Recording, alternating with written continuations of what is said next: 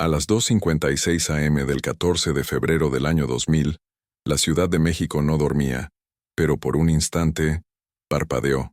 Una niebla espesa se deslizaba por el puente Baluarte, envolviendo su estructura metálica en un silencio extraño.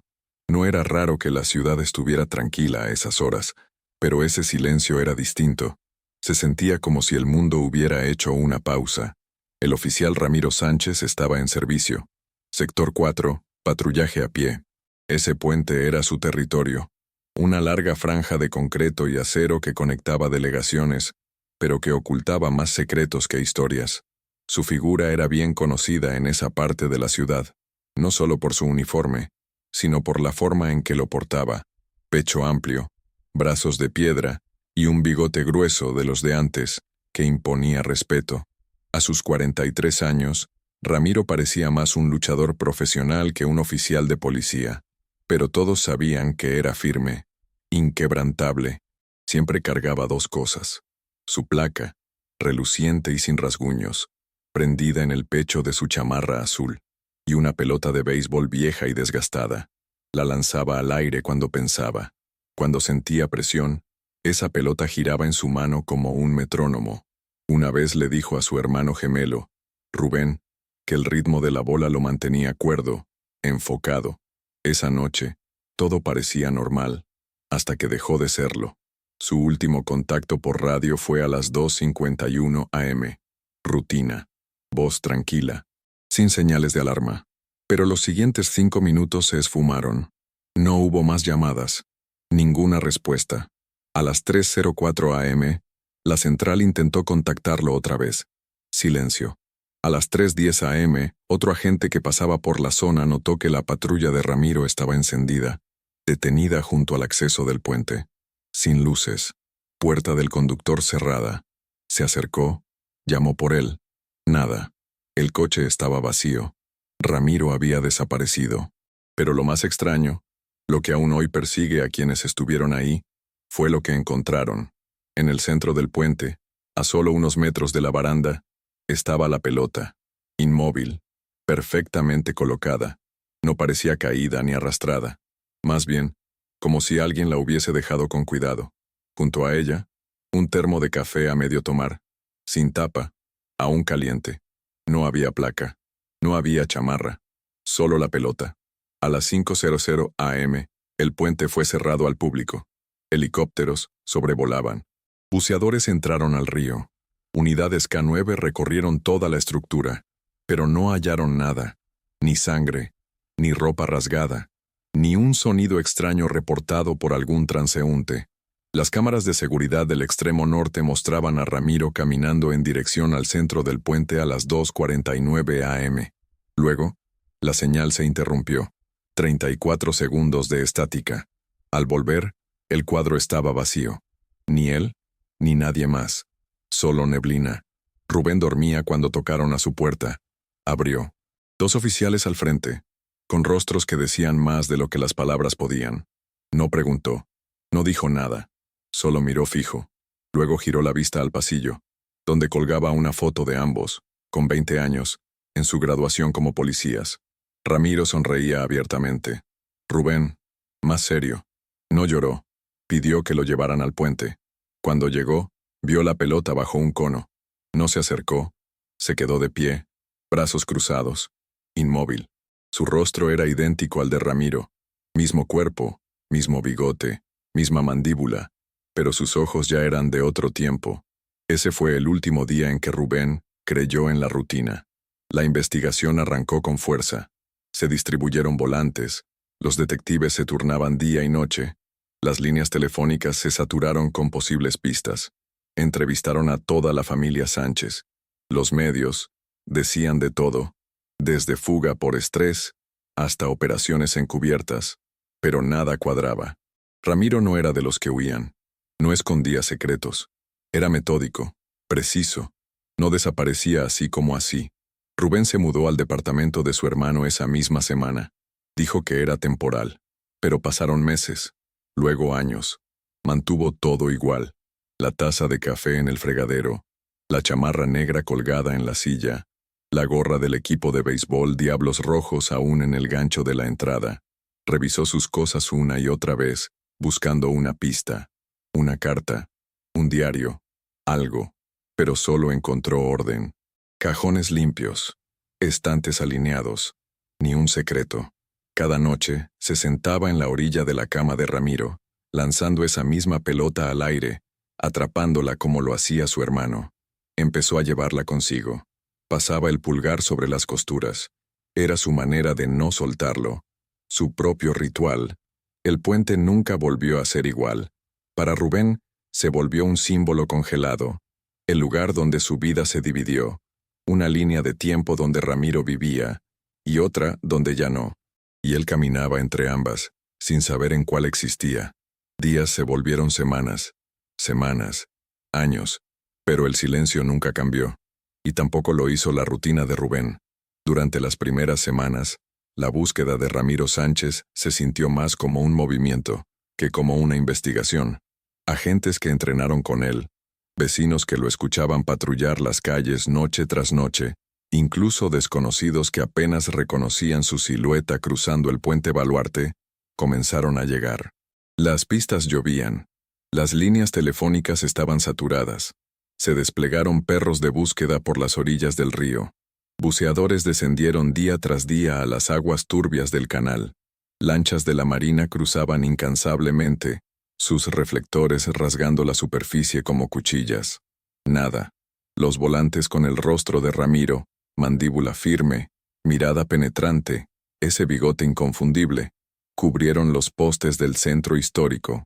En algunos aparecía con el uniforme. En otros, en una foto de una carne asada con sus compañeros de estación, sosteniendo un plato rebosante de comida, con el brazo echado por encima del hombro de Rubén. Era difícil diferenciarlos, salvo porque Ramiro siempre sonreía más. En ruedas de prensa, la Secretaría de Seguridad aseguraba que se estaban cubriendo todas las líneas de investigación, cada ángulo, cada hipótesis. Pero tras bambalinas, los rumores crecían. Algunos decían que se había quebrado mentalmente. Otros, que había sido reclutado para una operación secreta de inteligencia. Pero nada se sostenía. Ramiro era sólido, confiable, dedicado. No era un hombre que se esfumaba. Rubén dejó de prestar atención a las teorías después de la tercera semana. Tenía las suyas. Se instaló de forma definitiva en el departamento de su hermano. Al principio, se dijo a sí mismo que era por si Ramiro volvía. Pero con el tiempo, aquello se volvió otra cosa. Una ancla.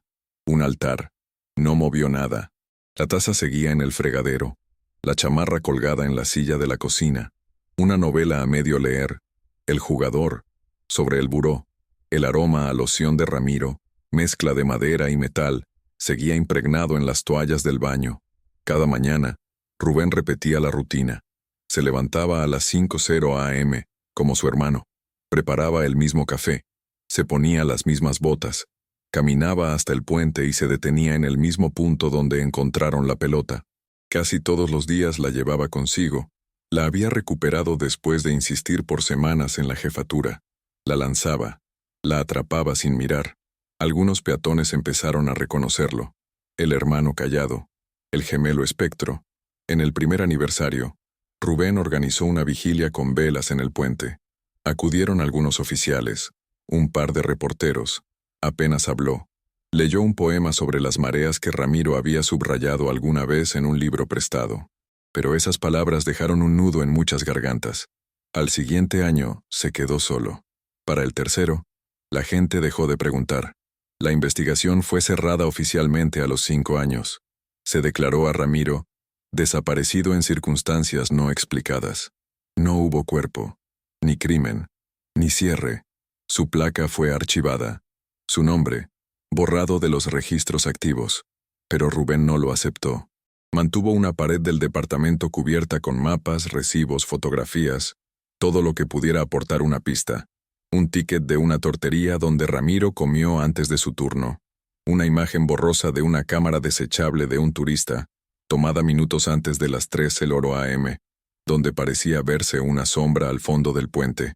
La colocó al lado de una foto vieja de ambos, cuando niños. tomados de la mano frente a un marcador de béisbol infantil. El tiempo pasaba, pero la memoria no. Rubén no volvió a salir con nadie. No viajó. Trabajó en empleos nocturnos, vigilante en bodegas, repartidor de madrugada, cualquier cosa que le permitiera seguir los pasos de su hermano, en los mismos horarios. En la colonia ya lo conocían como el que vigila. Algunos lo compadecían, otros lo evitaban. Unos pocos lo respetaban por su fidelidad inquebrantable. En lo que hubiera sido el cumpleaños 50 de Ramiro, Rubén puso un lugar para él en la mesa. Un corte de carne, término medio. Un pastelito de chocolate, 2 cervezas. Se sentó frente a la silla vacía. Lo único que se escuchaba era el tic-tac del reloj barato en la pared. Al mirar al asiento frente a él, por un momento creyó ver a su hermano, lanzando esa pelota al aire, con esa sonrisa en los labios. Pero la silla se quedó vacía. Cada año, el 14 de febrero, Rubén marcaba la fecha. No era día del amor para él. Era el día en que la ciudad enmudeció. Le escribía cartas a Ramiro, decenas, algunas llenas de enojo, otras rotas de tristeza. Algunas solo contenían silencio. Nunca las enviaba. Solo las doblaba con cuidado y las guardaba en una caja de zapatos debajo de la cama. Algunas noches, soñaba que Ramiro seguía cruzando el puente, siempre unos pasos delante. Llamaba su nombre, pero él nunca volteaba.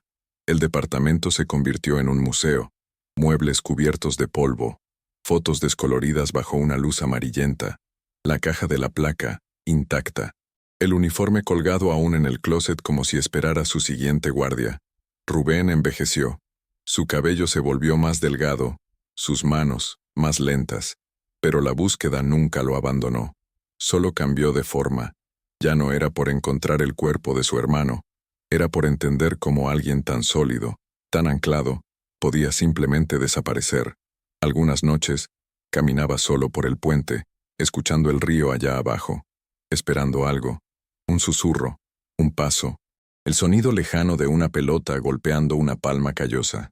Pero lo único que oía era el viento. A comienzos de la primavera de 2021, la Ciudad de México comenzaba a salir del frío.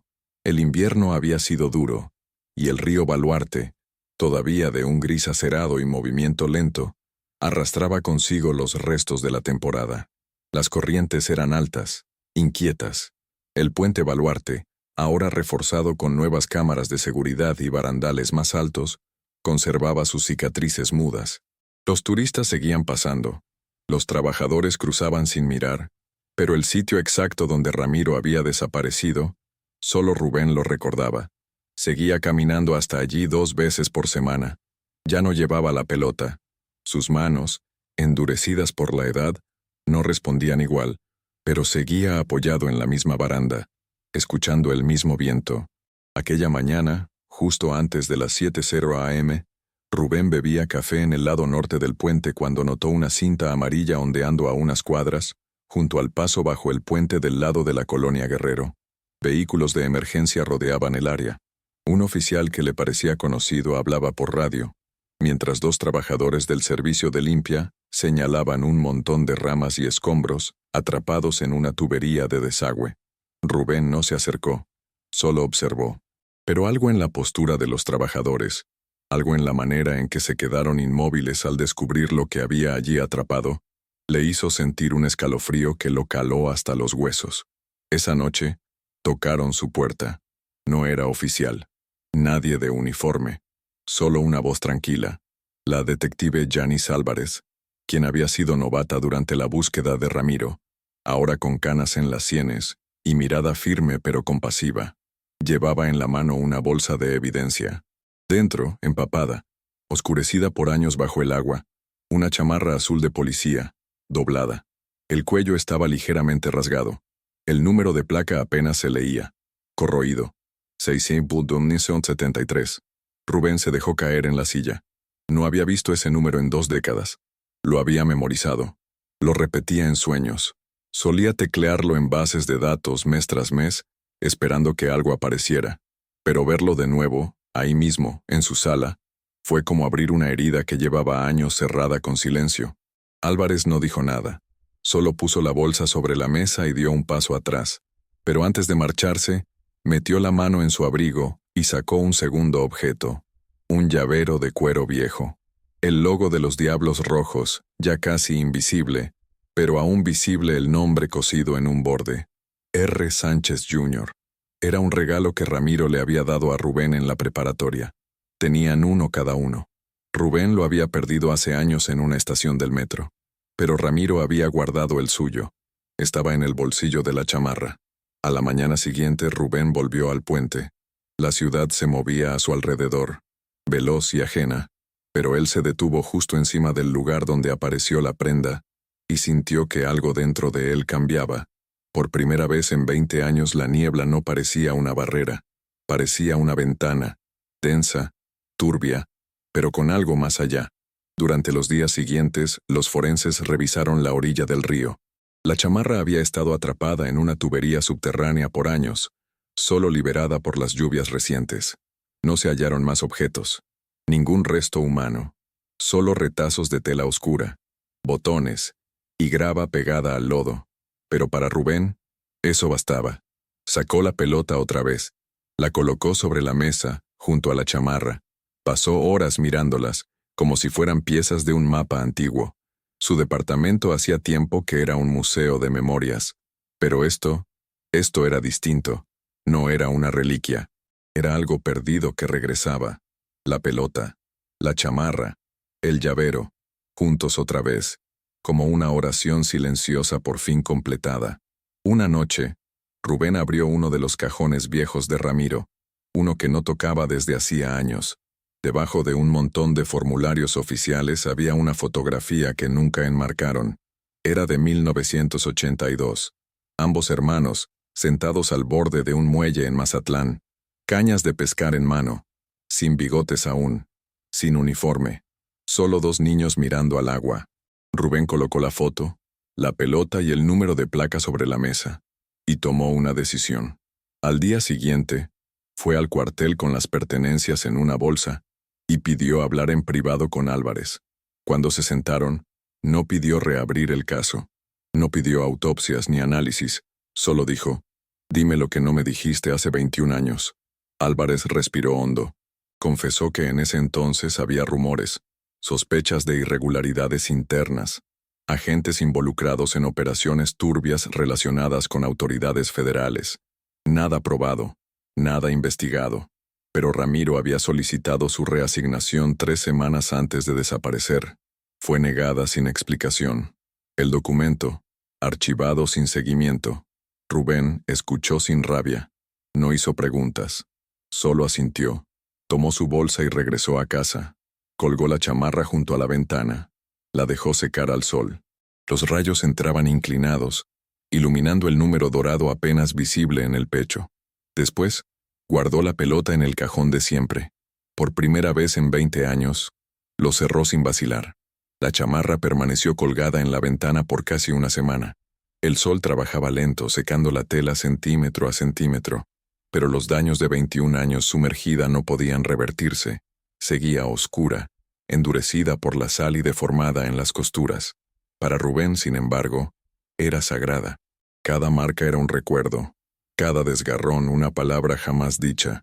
No la tocó durante días, solo pasaba junto a ella por las mañanas, como quien pasa frente a una tumba, en silencio, con respeto, con una respiración contenida. Una noche, se sentó frente a ella, con las luces apagadas, solo la luz naranja de la ciudad colándose entre las cortinas. Observó hasta que sus ojos ardieron, hasta que la prenda empezó a parecer una silueta de pie. Y entonces habló. «No seguí buscando porque pensara que estabas vivo», murmuró. «Lo hice porque no sabía cómo detenerme». El departamento guardó silencio. «Pensé que si averiguaba qué te pasó, te encontraría, o al menos encontraría lo que quedaba de ti dentro de mí». Se levantó despacio. Caminó hacia la ventana. Tomó la chamarra del gancho con ambas manos. La tela crujió como papel olvidado. La extendió cuidadosamente sobre el sillón y se sentó junto a ella, mirando el cuello torcido, la sombra apenas visible donde alguna vez hubo un gafete con su nombre. Entonces metió la mano al bolsillo. Había algo más. No era el llavero, Eso lo habían sacado como evidencia. Era otra cosa. Un trozo de papel casi destruido, arrugado, incrustado en el forro. Lo trató con suma delicadeza, como si fuera cristal. Lo desdobló lentamente. Era una nota escrita a mano. La tinta estaba corrida por el agua. Muchas palabras se habían borrado, pero algunas líneas aún podían leerse. Ya no puedo quedarme callado. No sé en quién confiar. Si desaparezco, no fue mi decisión. Dile a Rubén que lo siento. Esa última frase fue como un golpe directo al pecho. Rubén la leyó una y otra vez, cada vez más despacio. No era una confesión. Era una advertencia. O quizá una despedida. Pero, sobre todo, era una confirmación. Ramiro tenía miedo. No se había ido por voluntad propia. Y alguien, en algún lugar, lo sabía. Al día siguiente, Rubén llevó la nota a Álvarez. Ella la leyó con los labios apretados, el rostro sombrío. Luego lo miró a los ojos y preguntó, ¿quieres que reabramos el caso? Rubén no respondió. Por primera vez no lo sabía. ¿Qué sería justicia después de tanto tiempo? ¿A quién serviría? Ramiro no volvería. Y la chamarra, la pelota, la nota, no eran llaves que abrían una puerta. Eran fragmentos de una que ya se había derrumbado. Esa noche, Rubén volvió a caminar por el puente. El lugar había cambiado. Nuevas barandas, pasos reforzados, más cámaras, más ruido. Pero el punto, ese punto exacto, seguía ahí. Se inclinó sobre la baranda. Abajo, el río Baluarte giraba espeso y oscuro. Sacó la nota de su bolsillo, la sostuvo con suavidad y la dejó ir. No cayó de inmediato. Flotó, girando con el viento, como una hoja muerta, hasta desaparecer en el agua. No sintió alivio. No del todo. Pero algo en sus hombros se soltó. Días después empacó una mochila pequeña. Compró un boleto sin regreso a un pueblo en la sierra que habían visitado de niños, Chignahuapan.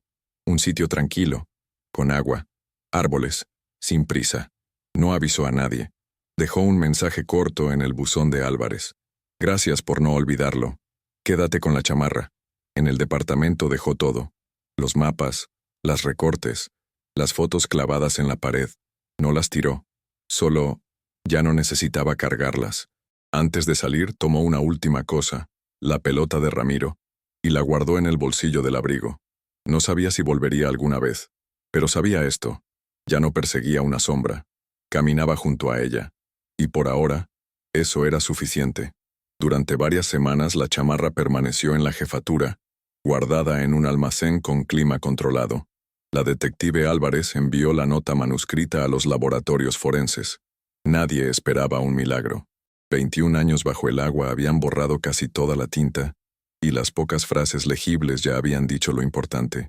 Aún así, había algo en el tono de esa carta que no la dejaba en paz. No eran solo las palabras, era el miedo que se leía entre líneas. Álvarez volvió a revisar el expediente de Ramiro Sánchez. Tuvo que escarbar entre archivos, microfichas, contactar a un excomandante retirado en Guadalajara. Cuanto más investigaba, más encontraba que faltaba. La solicitud de reasignación que hizo Ramiro en enero de 2000, no había rechazo oficial, solo una línea roja cruzando la hoja con una nota a mano. No procede, ver cadena. Pero no existía ninguna cadena de documentación anexa. No había memorándums internos. Y lo más inquietante, los reportes de cierre de turno de Ramiro en las 2 semanas antes de su desaparición, simplemente habían desaparecido del archivo digital, sin registro de quién los eliminó. Álvarez envió una solicitud formal a Asuntos Internos. No esperaba mucho. La mayoría de los involucrados ya estaban jubilados. Algunos, fallecidos. Pero 10 días después, recibió un sobre marrón, sin remitente, sin sello oficial, solo un texto mecanografiado, para su archivo. Dentro había fotocopias de páginas de un cuaderno de actividades de la estación, fechado en febrero del 2000. Las entradas eran escritas a mano, desordenadas. Mencionaban ubicaciones como la central de Abasto, la colonia Valle Gómez y zonas industriales al oriente, muy lejos de la zona asignada a Ramiro. Una nota, marcada con una estrella, decía, reunión con M y J. Me advirtieron que no hablara. Me enfrenté. Les dije que ya no iba a cubrir más. Otra apuntaba, Estoy siguiendo al hombre equivocado. Si desaparezco, van a culparnos a todos. Firmado con iniciales.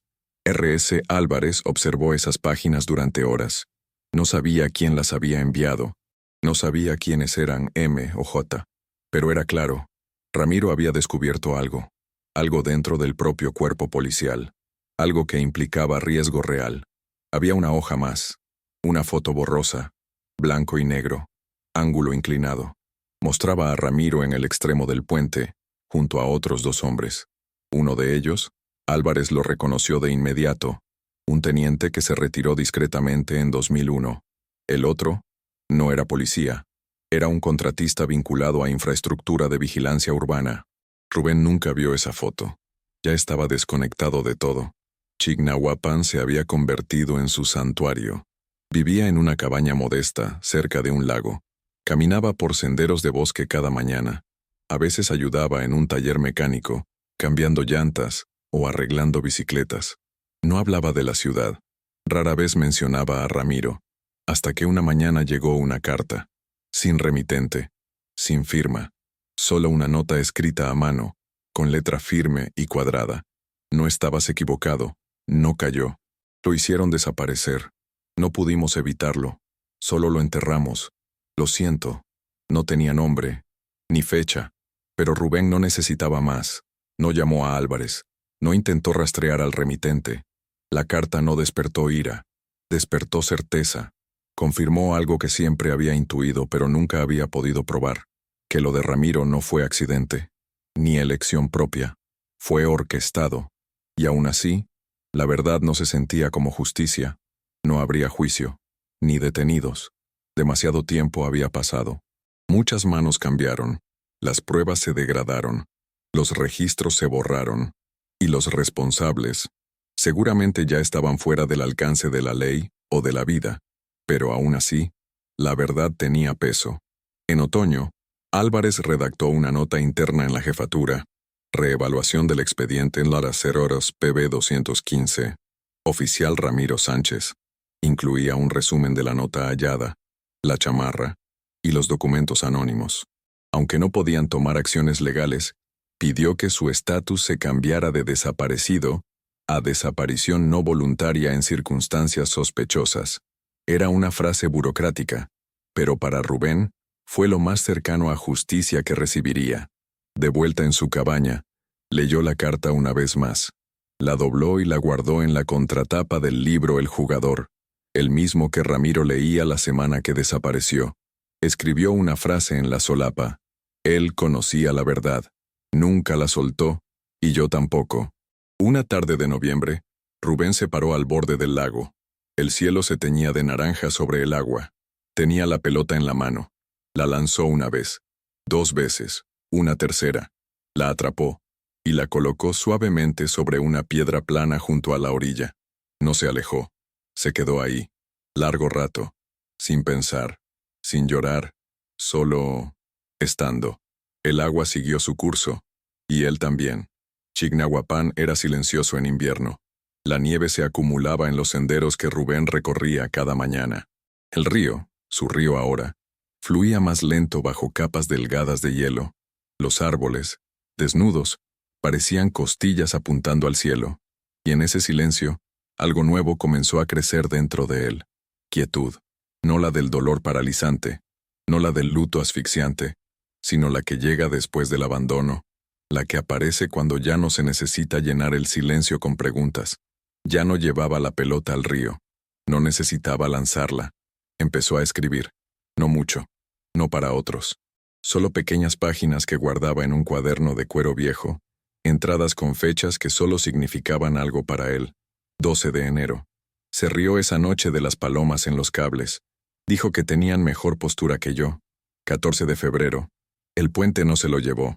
Fueron personas, pero el río lo guardó y nos lo devolvió. 3 de marzo. Hoy hice café y por primera vez en 20 años, no pensé en cómo lo tomaba él. Nunca mostró esos escritos a nadie, pero escribirlos era como coser, como si cada palabra ayudara a cerrar una herida abierta hace décadas. En la ciudad, la jefatura restauró discretamente la fotografía de Ramiro en el muro de servicio. Sin ceremonia, sin prensa. Solo un marco limpio, enderezado. Debajo, una línea en tipografía pequeña.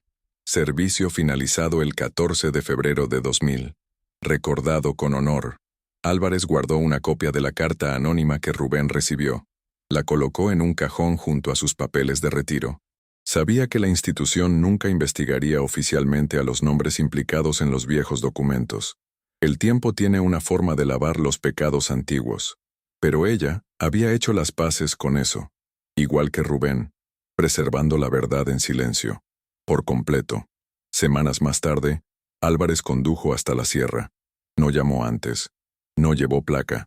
Solo una carpeta gastada y una bolsa con 2 cafés. Encontró a Rubén afuera de una librería, hojeando un libro de segunda mano. Se veía mayor, con más canas, pero más ligero de alguna manera, como si le hubieran quitado años de encima. Al verla, asintió. No se sorprendió. No hablaron de los documentos, ni de la nota, ni de la foto. Ella le pasó el café. Él le entregó el libro. Era El jugador. Dentro, una hoja doblada. Una sola frase. Él no tuvo justicia, pero tuvo paz.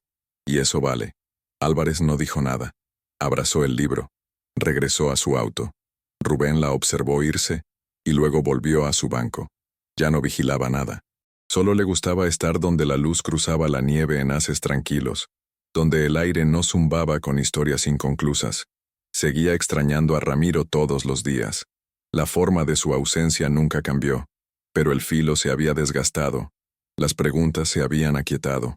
Una tarde un niño del pueblo se le acercó. «Usted es el del cuento, ¿verdad?»